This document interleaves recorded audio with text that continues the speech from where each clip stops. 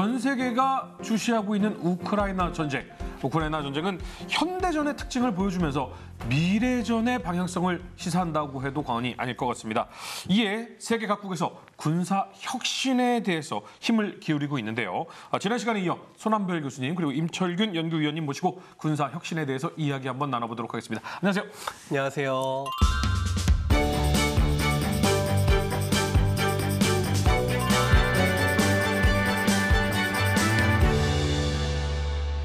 자, 이제 우리나라 이야기를 한번 해봐야 될 텐데요. 국방혁신 4.0이라는 이름으로 지금 준비가 되고 있습니다.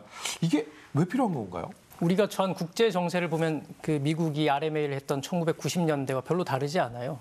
우리가 국방혁신이 필요한 이유를 이야기할 때 불확실성하고 예측 불가능성을 이야기를 하거든요. 네. 한 3가지 정도로 이야기할 수 있는데 첫 번째는 미국의 힘이 예전처럼 그렇게 강하지 않다. 네. 그러면서 발생하는 미국과 중국의 전략 경쟁의 틈바구니 속에 한국이 있는 것이고요.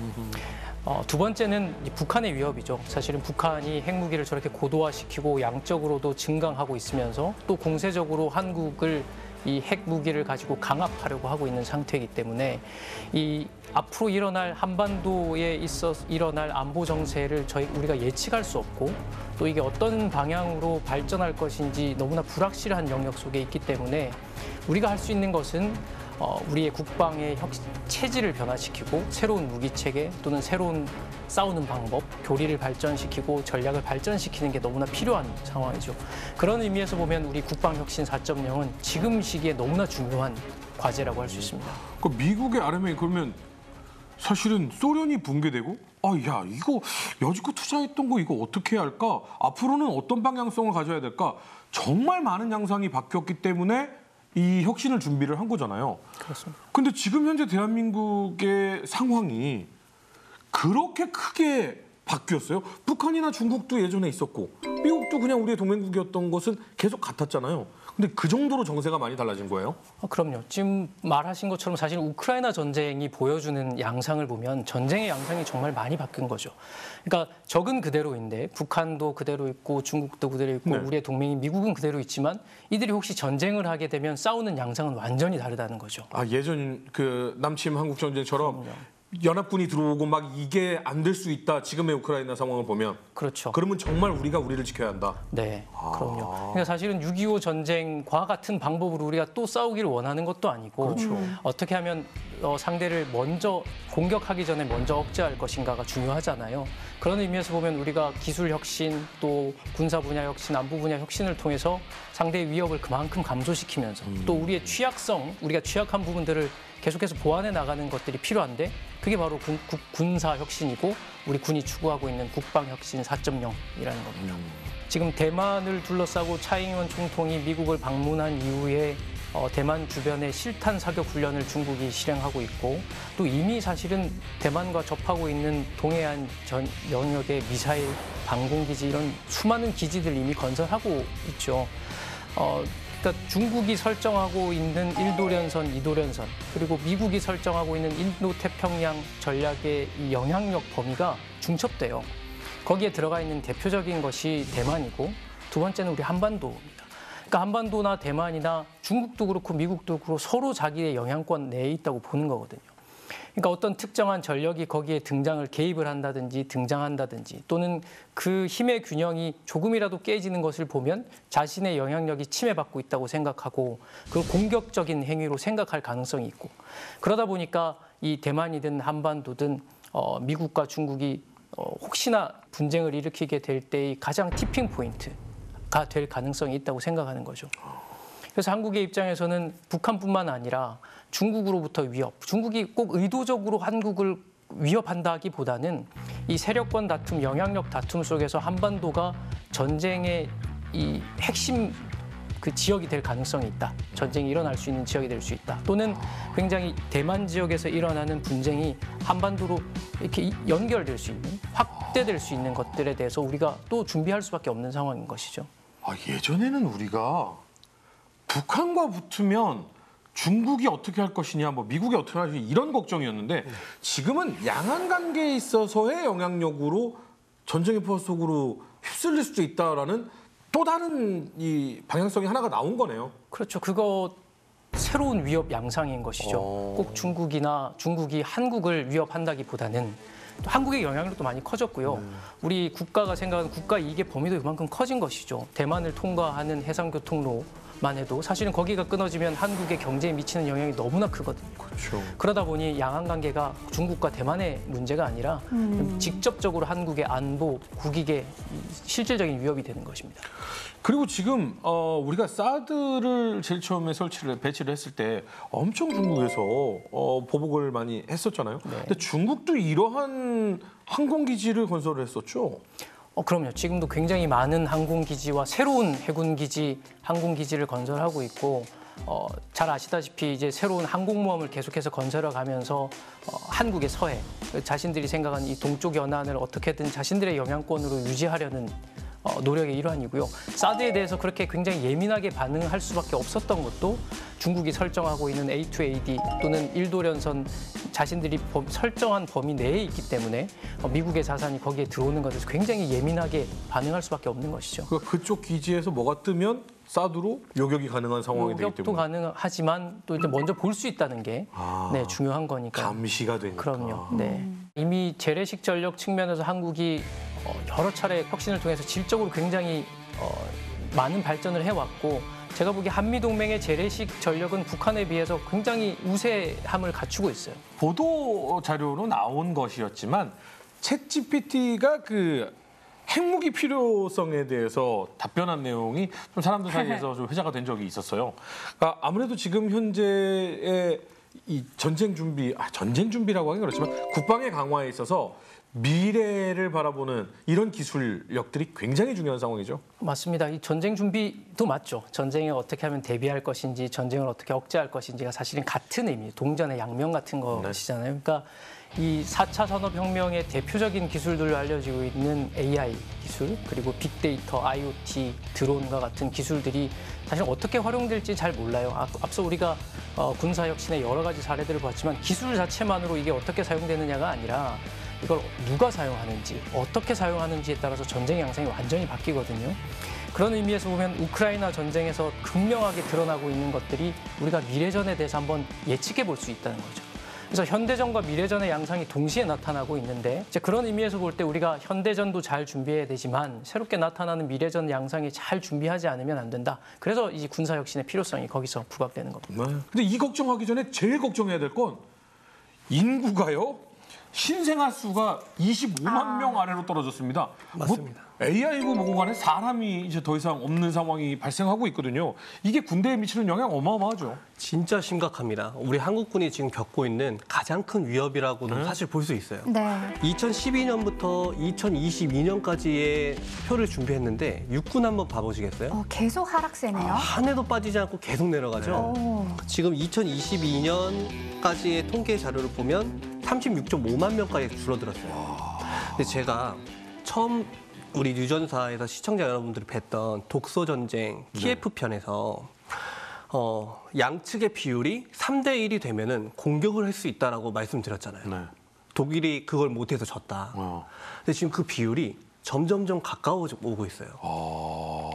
우리가 6.25 전쟁 때 북한이 우리를 침공했을 때 북한군이 20만 한 몇천 정도 됐잖아요. 네. 한국군도 한 10만 3천 정도 됐고 비율로 따져보면 1.9배였단 말이죠. 네. 근데 지금은 2.6배. 북한이 2.6배가 더 많아요. 오히려 북한은 원래 102만 정도 있던 병력을 110만으로 올렸어요. 그러면 한국군이 정말 잘 준비되고 잘 무장된 정예화된 부대지만 낙후된 병력이 저렇게 차이가 나버리면은 나중엔 이 질적 우세가 양적 우세에 상쇄될 수도 있는 결과까지 다다를 수도 있는 정말 심각한 상황인 겁니다. 숫자적으로 보면 북한이 우위지만 굉장히 기술은 우리가 앞선다라고는 알고 있어요. 근데 북한은 그러면 기술적으로 뒤처져 있는 상황에 가만히 있을 것 같지는 않거든요. 혹시 북한도 군사혁신 같은 거 하고 있어요? 북한도 군사혁신을 합니다. 근데 되게 독특한 게 전 세계 모든 국가들은 자국의 역량 범위 내에서 군사혁신을 해요. 그렇겠죠. 북한은 자기 능력이 안 되는데도 해요. 그게 어떻게 되는지는 사실 학자들 간의 의견이 분분한데 어쨌든 그렇게 추진을 하고 있습니다. 북한의 지상군과 공군, 해군 뭐 다 비교를 해봤는데 해군과 공군에서는 사실 비교하는 게 무의미할 정도의 차이가 있거든요. 한국군하고. 근데 육군하고 전략군만큼은 이 변화가 눈에 보여요. 그래서 모든 무기 체계를 다루진 않고 여기서는 이제 전차와 장갑차, 자주포와 방사포, 그리고 전략군의 탄도탄들 요 정도 한번 비교해 보도록 하겠습니다. 이게 T-62 전차의 모형이거든요. 네네. 네. 보시면 아시겠지만 포탑이 되게 계란처럼 생겼죠. 네. 이 전차가 T-62 전차 프라모델을 제가 한번 만들어 본 건데요. 이 전차가 북한의 군사혁신의 시작이자 한계, 좌절과 어떤 도약을 위한 어떤 분기점으로서 상징성이 있다고 한번 생각을 해봤습니다. 지금 모습을 보면 아주 현대적인 미래형 전차는 아닌데 그렇다고 구식 전차도 아닌 그런 느낌이 좀 들거든요. 네. 한번 제대로 한번 설명 부탁드리겠습니다. 북한은 우선 전차를 땅크라고 해요. 러시아어로 탱크를 땅크라고 부르거든요. 이 T-62 전차가 어떻게 개발되는지 한번 살펴보면 냉전이 한창이던 시기에 소련의 바실리 추이코프 장군이라는 사람이 있었습니다. 이 사람이 T-64 전차 개발 프로젝트를 해요. 그거를 오비에트 430이라고 하거든요. 이 오비에트 430의 목표는 그 당시 서방에 있던 모든 전차들을 압살할 수 있는 기동, 화력, 방어력 면에서 가장 뛰어난 전차를 만드는 게 목표였어요. 당연하게도 돈이 많이 들어가겠죠. 그러겠죠. 네. 뭐 최신 기술 다 집어넣어야 되니까 시간이 많이 들어가겠죠. 그러다 보니까 미국이 M60 전차를 먼저 만들어버린 거예요. 아, 그래서 오비에트 430이 아무리 봐도 이게 시간이 너무 오래 걸릴 것 같으니까 오비에트 166이라는 프로젝트를 다시 해요. 그 결과로 나온 게 T-62 전차예요. 김일성 입장에서는 남한이 가지고 있던 당시 M47 패턴 전차를 이기기 위해서 이 T-62 갖고 싶거든요. 뉴전사를 계속 봐오실 시청자 여러분들은 아실 겁니다. 57화 핵전쟁의 위기 중소 국경 문제. 중국하고 소련은 당시에 이건 뭐 외교 파탄 정도가 아니라 핵전쟁 직전까지 갔거든요. 중국하고 이 소련이 엄청 싸웠습니다. 맞습니다. 그 상황에서 북한이 중국하고 왔다 갔다 하는 게 소련 귀에 들어간 거예요. 근데 전차 달라고 하면 주겠어요? 안 주죠. 안 주죠. 이 박쥐 같은 게 이러겠죠. 그러니까요. 네. 그러니까 안 주니까 근데 여기서 또 포기할 김일성이 아니잖아요. 시리아에 접근합니다. 그래서 그 당시에 T-62를 받았던 몇 안 되는 국가 중에 하나가 시리아였는데 이 시리아로부터 T-62 전차 한 대를 가져와요. 연구용으로. 그래서 그거를 뜯어가지고 복제하려고. 네. 그러다 보니까 T-62를 뜯어가지고 그대로 복사해서 만든 게 천마호 전차입니다. 네. 북한이 이 천마호를 5종까지 개량을 해요. 그런데 호박에 줄 긋는다고 수박 되겠습니까? 안 되죠. 저걸 아무리 개량해봐야 한국군의 K계열 전차한테 안 되는 거예요. 그래서 여기서 좌절을 느끼고 다른 신형 전차를 연구를 해서 가져온 게 2020년에 처음 등장한 M2020 전차입니다. 저 M2020 전차가 기존의 북한, 우리 방금 전에 왔던 T-60이랑 다르게 생겼죠? 네. 어떻게 보면 우리 한국군의 K1 전차, 맞아요. 네, 아니면 M1 전차. 그러니까 딱 미국과 한국식 전차의 느낌이 좀 나게 만들었네요. 그렇죠. 그래서 제가 저걸 연구를 하면서 도대체 저 전차 기술을 어디서 습득했을까? 세계의 다른 전차들하고 다 비교를 해봤습니다. 그랬더니 이란에 보면 줄피카르 3라는 전차가 있어요. 그거랑 똑같이 생긴 거예요. 그래서 만약에 저게 줄피카르라면 지금 눈에 보이는 저 모든 장비가 전력화되었다는 전제 하에 네. 저 전차는 적어도 M60 전차 정도의 성능은 가지고 있다는 거죠. M60 정도. 네, 그 이상일 거라고 아마 생각은 하고 있지만 그렇다면 우리 한국군의 K1 전차 계열은 조금 위협이 될 수 있겠다. 그래도 K2 전차한테는 비벼보지도 못할 수준이다. 그럼요. 네, 이렇게 정의할 수 있을 것 같습니다. 전쟁과 사람 72회를 보시면은요, 우리 한국군의 전차에 대해서 자세히 나와 있는데 여기 보면 어디 비벼? 이라크에서 미국과 이라크 전차 부대가 만났던 1대10. 요거 이제 다시 한번 재방송되는 거니까 아주 건들기만 건드려봐요. 그렇다면 북한의 기계화 전략은 어떻게 되는 건가요? 전체적으로 보면 기계화 전력 면에서 한국의 비빌 수가 없죠. 네. 그런데 북한은 이 군사 혁신의 특성 면에서 보면 굉장히 자신들이 필요로 하는 능력을 이게 극대화하는 능력을 가지고 있어요. 그래서 먼저 이들은 기계화 전력을 방어하는데, 그래서 한국군의 기동력이 북한 지역으로 진출하는 것을 어떻게든 지연하는 데 사용할 것이다. 그래서 이 기존에 갖고 있던 기계화 전력의 개량도 이 기동포 또는 반땅크 로켓포 같은 것들을 활용해서 그것들을 개량함으로써 한국군이 굉장히 빠르고 중심 깊게 진출하는 것을 지연하는 데 목표를 가지고 또 있는 거죠. 그런 면에서 이제 성능 개량을 계속하고 있는 것이고요. 또 문제는 이러한 능력이 기계화 전력의 능력이 공세적으로 활용될 때 북한은 이걸 기습을 하면 그리고 자신들이 싸우는 방법에 잘 적용하기만 하면 열세인 전력으로도 이길 수 있다고 생각을 하는 겁니다. 특히 문제는 이 핵미사일이죠. 핵미사일과 함께 배합된 형태로 사용한다면 실제로 이 기계화 전력이 한국에 비해서 굉장히 열세이지만 공세적으로 활용하기만 하면 충분한 파괴력을 가질 수 있다. 여기에 초점을 맞추고 오래되고 노후화된 전차지만 그런 것들을 성능 개량함으로써 활용할 수 있도록 만들고 있는 겁니다.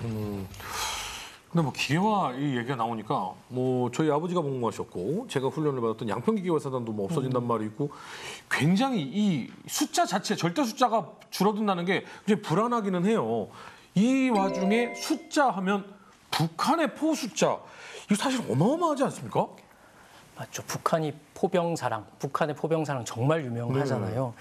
북한은 창군 초기부터 이용해서 기계화 전력도 중요하게 생각했지만 포병 화력에 정말 많은 노력을 기울여 왔거든요.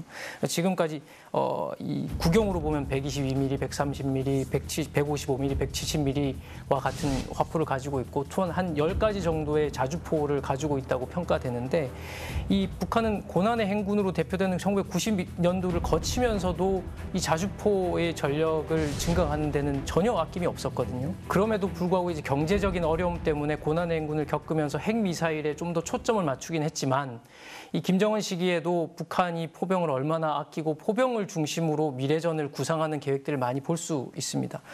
문제는 그 당시에 북한이 자주포에 이제 집중하는 동안 한국은 더 많은 발전을 사실 했죠. 네, 그래서 K-55 자주포를 개발했고 그다음에 이제 K9 자주포 잘 아시죠?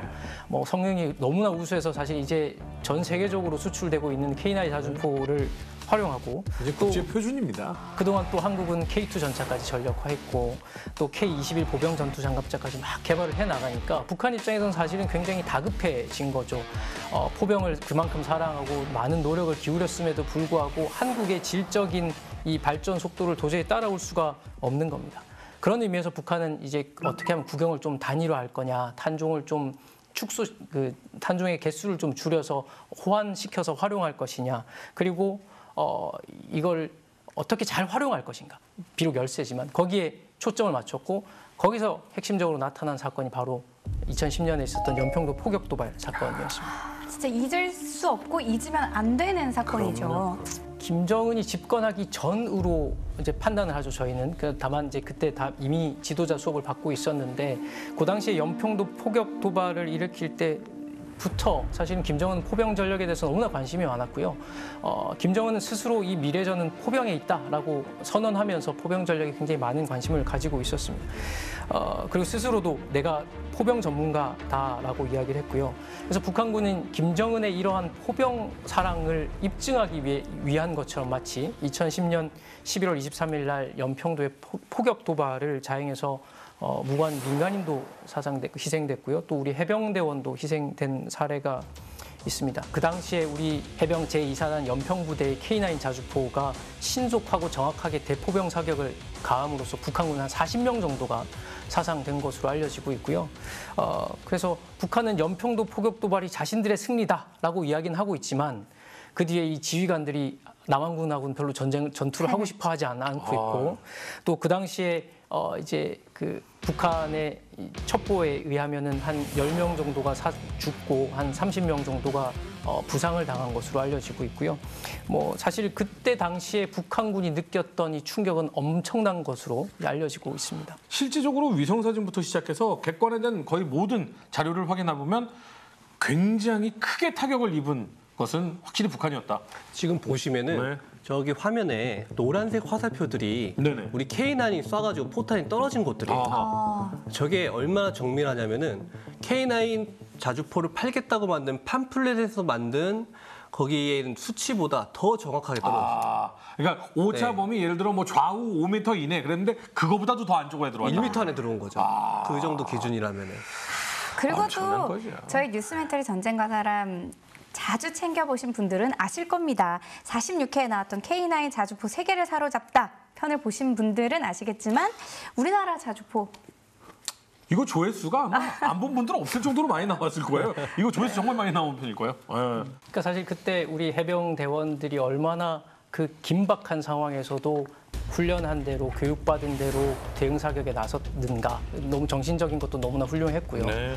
또 말씀하신 대로 우리 K9 자주포의 우수성, 무기 체계의 우수성도 거기에 있었던 거죠. 사실은 그 사건 때문에 이 북한군에는 정말로 이 노이로제, 트라우마가 생긴 거죠. 네. 그래서 나타난 것들이 여러 가지 열병식에다 나오는 것처럼 개량된 전차, 개량된 자주포 이런 것들을 보여줌으로써 이 한국에 대한 열세를 극복하고자 했고 또 더 무서운 건 사실은 이 기습을 통해서 연평도 포격 도발을 통해서 보여줬던 것처럼 기습을 통해서 언제든지 자신들이 승리할 수 있다라는 그 정신 승리는 계속 갖고 있는 거죠. 네. 자, 근데 포병에 탱크, 자주포 이런 것만 있는 게 아니죠? 로켓도 있는 거죠? 다련장 로켓도 있죠. 북한은 그걸 방사포라고 부릅니다. 아하.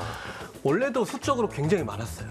그런데 북한이 최근에는 지금 화면에 보시는 것처럼 맨 위에 있는 게 저기 유도시커예요. 네. 저 유도시커를 맨 좌측 하단에 있는 게 240mm 방사포, 가운데 있는 게 300mm 방사포, 우측에 있는 게 600mm 방사포인데 저 시커가 다 달렸어요. 그러니까 다 유도화하고 있다는 거죠. 저게 지금 북한 방사포가 변하고 있는 가장 중요한 키포인트입니다. 다른 하나는 김정은이 이제부터 우리의 군사 전략은 공격적인 전략으로 바꾼다라고 선언을 한 게 있어요. 그게 저 300mm 방사포가 알섬이라는 곳에다가 시험 사격을 했는데 정밀하게 명중시키는 데 성공하고 나서 선언을 했거든요. 아하. 어찌됐건 북한은 저런 방사포만으로 우리 대한민국의 1만 개의 표적을 타격하겠다. 그러니까 우리 한국의 동원 능력을 지연시킬 수 있는 곳은 다 방사포로 때리겠다. 그런 뜻이죠. 자, 그렇다면 핵에 대해서 이야기를 북한 얘기하면 안 할 수가 없지 않습니까? 그렇죠. 뭐 이미 여러 시청자분들이 북한의 핵 위협에 대해서 많이 알고 계시잖아요. 크게 세 가지 정도로 우리가 구분해서 북한의 핵 발전의 핵 전력 고도화에 대해서 이야기를 하는 첫 번째 양적으로 늘어나는 거죠. 네. 북한이 이제 최근에 핵탄두 보유량이 얼마나 되는지에 대해서는 여러 기관들에 따라서 추산량은 다른데 이 스톡홀름 국제평화연구소 같은 경우에가 대표적이고요. 보통 이제 30발에서 한 80발 정도의 핵탄두를 가지고 있을 것이다라고 추산을 합니다. 핵 시설들에서 이 핵탄두를 더 많이 만들고 있는 핵 물질을 더 많이 생산해내고 있다는 근거들이 지금 식별되고 있어서 아마 이 핵무기는 갈수록 늘어날 것이다. 그래서 2020년도에 많은 학자들이 한 100기 정도의 핵탄두를 가지게 될 거라고 예상했는데 지금 뭐 거의 그만큼 온 것 같고요. 두 번째는 질적으로 늘어나는 거죠. 북한은 양적으로도 핵무기를 계속해서 만들고 있고 또 최근에 뉴스에서 많이 보시는 것처럼 질적으로도 또 완전히 새로운 방법으로 이 핵미사일을 투발하려고 노력하고 있고 또 선언적으로도 굉장히 공세적으로 핵무기를 활용하겠다. 다양화, 경량화, 다종화시키고 하는 것인데 이제 북한이 계속 강조하는 것처럼 소형화된 핵탄두를 강조하잖아요. 그래서 어디에 실어서라도 어느 추진체에 실어서라도 핵탄두를 쏠 수 있다는 자신감을 보여주고 있고 또 이런 것들이 마지막 세 번째가 특징이 뭐냐면 이제 공세적으로 활용한다는 거죠. 가장 중요한 건 사실은 핵무기에 있어서 가장 중요한 건 생존성인데 그래서 미국이나 한국의 재래식 전력의 선제 공격으로부터 이 핵무기를 보호할 수 있는 건데 그런 의미에서 텔이라고 하죠. 이동식으로 차량에 실어서 이동식으로 함으로써 공격받지 않도록 하고 또 잠수함에서 SLBM을 가지고 생존을 키우든지 아니면 지난번에 저수지에서 한번 쏜 적이 있잖아요. 그런 것처럼 어떻게 하면 생존성을 지키면서 내가 가지고 있는 기습의 효과를 달성할 것인가. 뭐 이런 측면에서 보면 한 세 가지 측면에서 볼 때 북한의 핵 고도화는 굉장히 빠른 속도로 여러 국제사회가 생각했던 것보다 훨씬 더 빠른 속도로 고도화되고 있다고 볼 수 있습니다.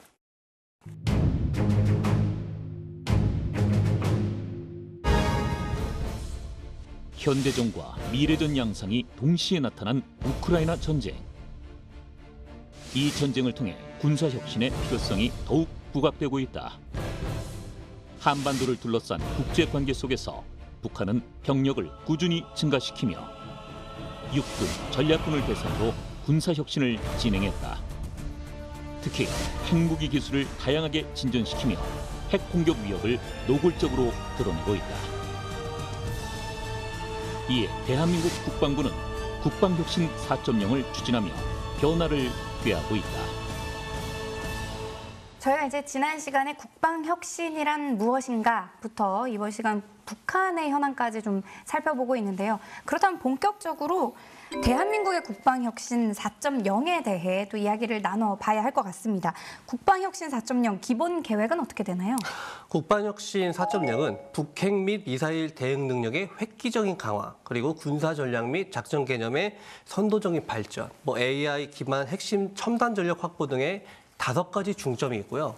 여기에 딸려 있는 16개 과제가 있습니다. 근데 이 모든 걸 지금 다 다루기에는 네네. 조금 양이 많고, 그래서 북핵 및 미사일 대응 능력의 획기적인 강화만 저희가 여기서 살펴보면 좋을 것 같아요. 아무래도 가장 핵심적이고 우리가 많은 분들이 우려하고 있는 부분이니까요. 그렇죠. 네. 먼저 하나씩 설명을 드리자면, 한국형 삼축 체계는 시청자 여러분들을 포함해서 많은 분들이 알고 계신 것처럼 킬체인, 한국형 미사일 방어, 그리고 대량 응징 보복으로 구성이 되어 있습니다. 이 북핵 대응의 핵심 전력이에요. 네, 여기서 킬체인을 잠시 설명을 드리면, 네. 북한에 우리를 쏘려면 어떤 텔이라든지 이런 핵 미사일에 관련된 자산이 이동할 거 아니에요? 또 그걸 지휘하는 지휘 성원들이 이동을 하겠죠. 이런 것들을 탐지를 해서 징후가 명확하다면은 신속 정확하게 제거하겠다. 원래 이 킬체인은 거부적 억제라는 걸 달성하기 위한 체계예요. 그러니까 이 거부적 억제가 말이 좀 어려운데, 쉽게 얘기하면 너가 날 때리는 것보다 네가 더 많이 맞을걸? 라는 걸 저한테 이제 알려주는 거죠. 그래서 공격을 하지 못하도록 이제 사전에 억제를 하는 겁니다. 그러다가 이제 나중에는 F2T2EA라는 개념으로 발전을 하거든요. F2T2EA는 표적의 탐지부터 표적을 식별하고 이걸 추적해서 타격하고 평가하는 것까지 30분 안에 하겠다는 거죠.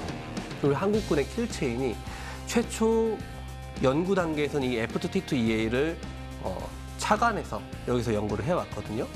이 다음에는 이제 여기 4D 전략으로 발전을 더 하고요. 무기 체계를 이렇게 그물망처럼 엮어가지고 어느 하나가 빠지더라도 다른 무기 체계로 대응해서 할 수 있도록 어떤 작전의 반응 속도를 획기적으로 향상시킨 그런 개념으로 발전을 하고 있습니다. 저희가 보통 미사일 방어를 할 때 보면 저고도에서 폭파하는 방법, 중고도에서 폭파하는 방법, 고고도에서 폭파하는 방법 뭐 이런 것들이 있잖아요. 네네. 근데 킬체인의 기본 개념은 일단 쏘기 전에 파악해서 타격하겠다라고 맞습니다. 봐도 되겠죠? 맞습니다. 그래야 아무래도 첫 번째 발사하는 개수가 줄어들 것이고 그렇습니다. 거기서 또 제거하고 또 제거하고 맞습니다. 그 가장 기본이 되는 축이 킬체인인 거네요. 그렇습니다. 어허. 그럼에도 불구하고 놓친 미사일들이 몇 발 있을 수 있잖아요. 있겠죠. 그런 것들은 이제 KAMD, 네. 한국형 미사일 방어로 요격을 하는 겁니다. 어허. 근데 우리 시청자 여러분들이나 다른 분들께서 생각하실 때 우리 한국군의 미사일 방어 능력 과연 괜찮은가? 라는 의문이 많이 있잖아요. 아, 물론 뉴스멘터리 전쟁과 사람을 안 보신 분들은 뭐 그런 생각을 하실 수 있습니다. 하지만 보시는 분들은 아마 저고도나 고고도는 나쁘지 않을 텐데 중고도가 좀 문제일 텐데 이런 느낌 가지고 있지 않을까. 엄청난 고수네요. 근데 실제로 다른 국가들하고 비교를 해보면 한국의 미사일 방어 능력은 떨어지는 편이 아니라 오히려 상당히 높습니다. 네. 천궁투 포대가 배치가 이미 되어 있고요. 팩3도 이미 배치가 되어 있고, 거기에 지금 개발 중인 LSAM이나 LSAM2 그리고 장사정포 요격 체계가 전력화가 된다면은 어느 정도 킬체인과 같이 보완해서 상당 부분 효과를 발휘할 거라고 생각하고, 무엇보다도 지금 우리 국군 장병 여러분들께서 지금 이 순간에도 국가 방위를 위해서 최선의 노력을 다하고 있지 않습니까? 네. 완벽한 합동작전으로 그 위협들을 다 제거할 수 있을 거라고 저는 믿어 의심치 않습니다. 여러 가지 무기 체계, 요격 무기 체계들의 능력도 굉장히 발전하고 있고, 우리가 말씀하신 대로 공백을 없애기 위해서 다층 방어를 하기 위해서 새로운 무기 체계를 도입하고 개발하기도 하는데, 또 더 중요한 건 이걸 동시에 얼마나 요격할 수 있느냐가 굉장히 중요하거든요. 네. 그래서 어떤 표적이 왔을 때 그걸 분배해주고 표적을 분배해서 그걸 동시에 요격할 수 있도록 어허. 하는 능력이 굉장히 중요한데, 최근에 그 미사일 방어 전술 통제하는 그 성능 개량을 통해서 동시에 요격할 수 있는 양을 굉장히 획기적으로 늘렸죠. 그리고 그 기술이 이제 한국 레이더 기술이 또 엄청나게 발전하고 있죠. 네, 맞습니다. 아주 뭐 잘하고 계십니다. 저희가 어디서 쏘는지 먼저 발견하고 타격하고 네. 쏘는 거를 요격하고 네. 여기까지는 그래 할 수 있어요. 네네네. 근데 응징보복에 대해서는 얘기를 안 해주셨거든요. 맞습니다. 사실 삼축 체계의 마지막 세 번째 게 대량 응징 보복 체계예요. 이 대량 응징 보복 체계는 다들 아시는 것처럼 문재인 정부가 이전 정부 시기에서는 압도적인 대응이라는 명칭으로 바뀌었다가 지금 정부에서는 다시 압도적인 대량 응징 보복으로 명칭이 환원이 됐거든요. 여기에는 우리 육군 미사일 전략 사령부의 각종 현무 계열의 탄도탄들이 있죠. 고정밀, 고위력, 초정밀 타격 능력을 가진 이 탄도탄들, 미사일 전력들 이런 것들로 이제 북한의 지도부가 어디에 숨어 있던 간에 그것들이 다 벙커버스터 기능을 갖고 있거든요. 너희들이 어디에 숨어 있던 간에 대한민국을 위협하면은 절대 살려두지 않겠다라는 게 하나. 그리고 북한의 공군력으로는 요격은커녕 탐지조차 되지 않는 F-35A 스텔스기에 의한 초정밀 폭격. 마지막이 세계 최강의 전투력을 가지고 있는 우리 특전사에 의한 특수전. 이렇게 세 가지로 구성이 되어 있습니다. 어려운 질문이지만 너무나도 드려야만 하는 질문 하나 드리겠습니다. 북한 전략국 무기, 한국 전략사령부 무기 붙으면 어떻게 됩니까? 이거는 비교 대상을 조금 우리가 살짝 바꿔야 될 것 같아요. 왜요? 북한은 전략군이 있지만 한국군은 아직 전략군이 없어요. 그래서 이거를 굳이 무기 체계를 비교하자면은 한국 육군의 미사일 전략 사령부가 가지고 있는 무기들하고 비교를 해야 될 것 같아요. 우리 한국군도 다량의 미사일을 가지고 있습니다. 특히 그 중에서도 현무계열 탄도탄은 현무1 같은 경우는 우리가 백곰이라는 미사일을 가지고 있었어요. 네네. 요걸 개량한 게 현무1인데 현무2부터는 우리나라도 이제 그동안 이제 노태우 정부 시기를 거치면서 어떤 국방 외교의 성과로 러시아 기술을 상당 부분 들여옵니다. 네. 또 우리도 이스칸데르 미사일을 기반으로 한 탄도탄을 만들어요. 그게 현무2입니다. 근데 북한이 지금 쏘고 있는 KN-23이라든지 저런 탄도탄도 이스칸데르 계열이고 한국이 가지고 있는 것도 이스칸데르 계열이긴 한데 우리가 기술이 러시아보다 훨씬 좋잖아요. 그래서 저 이스칸데르 탄도탄의 가장 큰 특징 중에 하나가 풀업 기동이에요. 탄도탄이라는 게 원래 쏘면은 이렇게 탄도 곡선을 그리면서 떨어지는 거거든요. 네. 근데 저 이스칸데르의 탄도탄들은 쏘면은 이렇게 가다가 한번 튀어요. 이렇게 한번 튀임으로써 요격을 어디서 해야 될지 모르게 만드는 거죠. 네. 북한도 지금 그거에 이제 초점을 맞춰서 우리 한국의 미사일 방어를 뚫기 위해서 저걸 개발하고 있는 거고, 개발한 거고, 한국은 저보다 더 정밀하고 더 많이 튀죠. 그러니까 요격이 사실상 전 세계 모든 탄도탄이랑 비교해도 탑3 안에 든다고 잘 말씀드릴 수 있습니다. 그것만 있는 게 아니고 현무3 계열의 순항 미사일들은 우리 앞에 우리 보통 집에 가보면 컴퓨터 모니터 있잖아요. 네네. 네. 그 정도를 뚫고 들어갈 수 있어요. 우와, 그렇게 타격 범위가 정밀해요? 네. 보통은 순항 미사일들이 그렇게 정밀하게 가요. 다른 나라들 같은 경우는. 근데 한국 같은 경우는 탄도 그 정도의 정밀성이 있어요. 와. 특히 우리가 지금 얼마 전에 전 정부랑 현 정부에서 다 공개했던 현무5 같은 탄도탄들은 단일 탄도탄으로는 재래식 탄도탄으로는 아마 역사적으로 유례가 없을 거예요. 그 현무5 한 두세 발 모아서 한 번에 쏘면 전술핵급의 위력이 나옵니다. 네, 세계 최대 규모의 탄약이에요. 그러니까 한 번만 잘못 건들면 철저하게 파괴시키겠다. 그러니까 북한이 지금 미사일 발사 시험을 계속 하고 있고 우리를 위협하니까 북한이 우리보다 미사일이 더 세구나라고 오해하실 수 있는데 그런 분들이 있을 수 있어요. 네.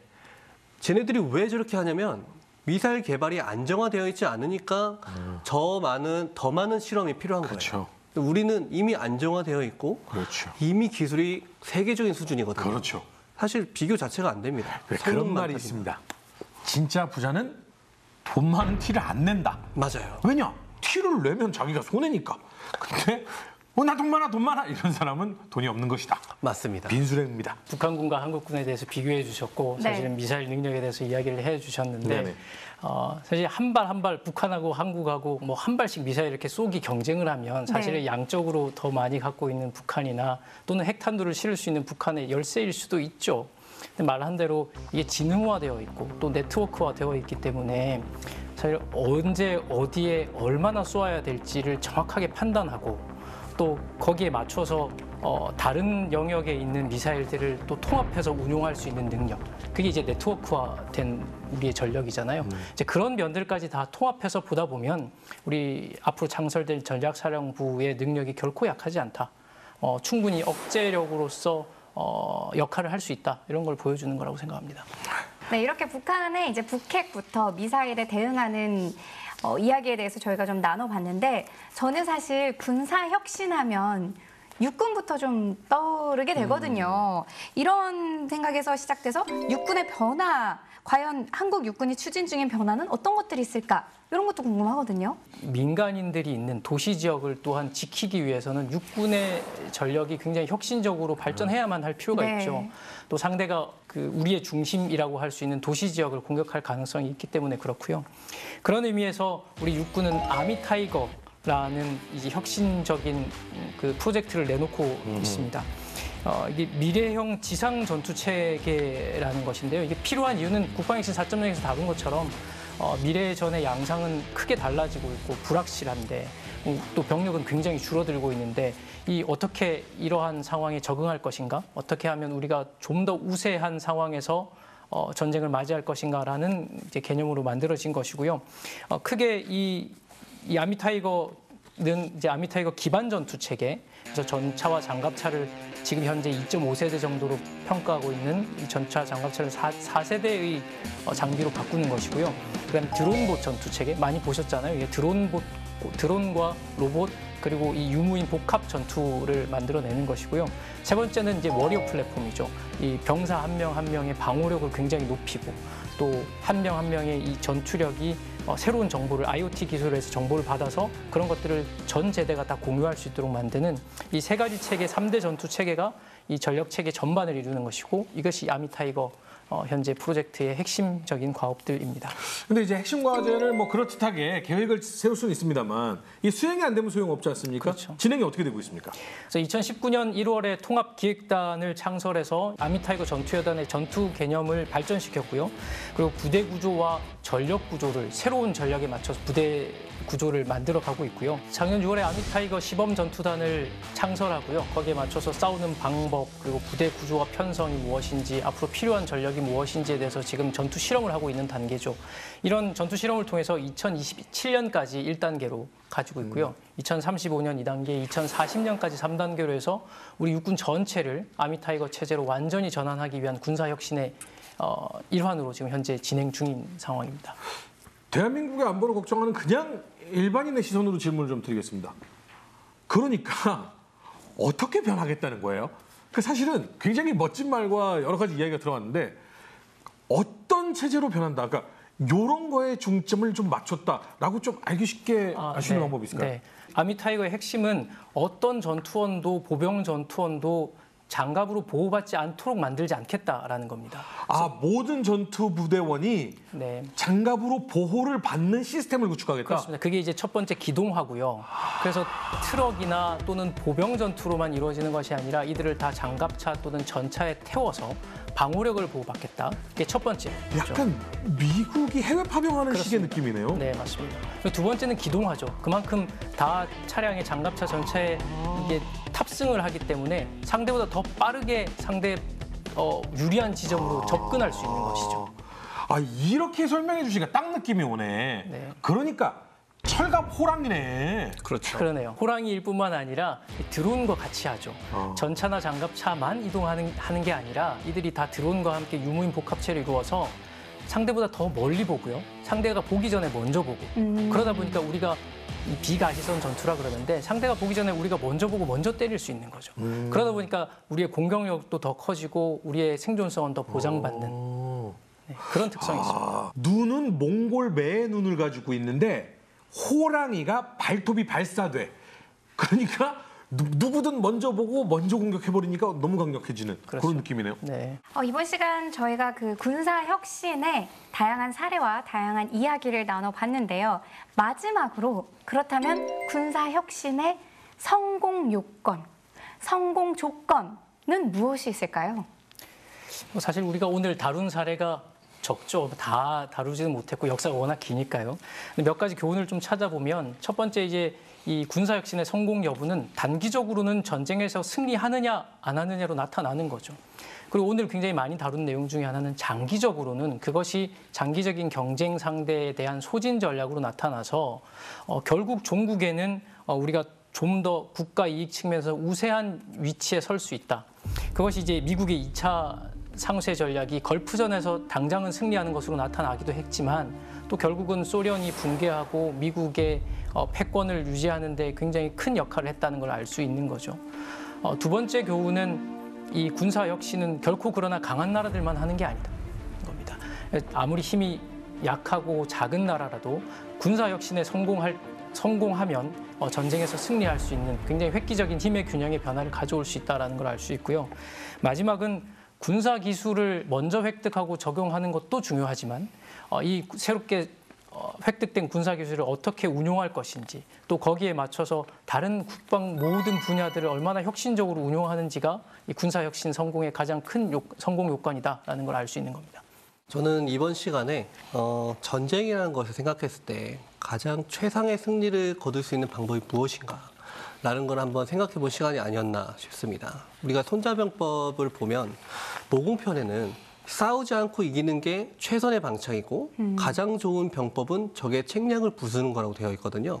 또 군영편에는 승리하는 군대는 먼저 이길 수 있는 조건을 만든 다음에 전쟁을 하고 패배하는 군대는 전쟁을 걸어놓고 그 다음에 승리하는 방법을 찾는다고 되어 있습니다. 즉 우리가 어떤 군사기술의 발전이라든지 민간 기술의 발전이라든지 전장이 시시각각 변화하는 것에서 변증법적으로 전략적으로 우리가 어떻게 싸워서 이길 수 있는가에 대한 조건을 먼저 구비하는 게 얼마나 중요한지 알았던 시간인 것 같습니다.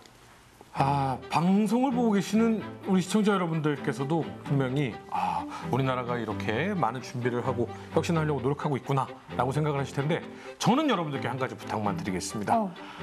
대한민국을 지키는 군인들이 우리가 이렇게 인정받고 있구나. 내가 군인님이 자랑스럽구나. 내 집에 있는 형제자매, 부모님을 지킬 수 있어서 자랑스럽구나. 이렇게 느끼게 할 수 있도록 군인들에 대한 배려, 감사, 이 마음을 잊지 않고 응원해 주셨으면 더 좋지 않을까라는 생각이 듭니다. 저희는 다음 이 시간 더욱더 흥미로운 주제를 가지고 돌아오도록 하겠습니다. 시청해주신 여러분 감사합니다.